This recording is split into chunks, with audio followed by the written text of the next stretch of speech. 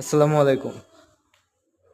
Royal sports admin panel থেকে আপনাদের স্বাগতম। আপনারা কিভাবে ডিপোজিট করাতে পারবেন এবং ম্যাচে জয়েন হবেন সেইটাই দেখাবো আজকের ভিডিওতে।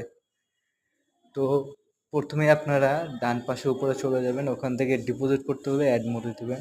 অ্যাড মোডে ক্লিক করার পর তারপর যত টাকা পাঠাইছেন আপনার বিকাশ রকেট নাম্বার বিকাশ সিলেক্ট করবেন এবং উপরের নাম্বারে টাকা আগে পাঠায় তারপর এখানে সব দেবেন।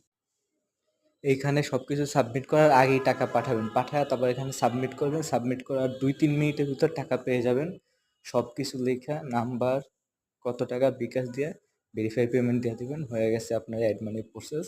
এটা সর্বোচ্চ আপনার 2-3-4 মিনিট লাগবে, কখনো কখনো কখনো আর কি কয়েক সেকেন্ডেও দিয়ে দিব।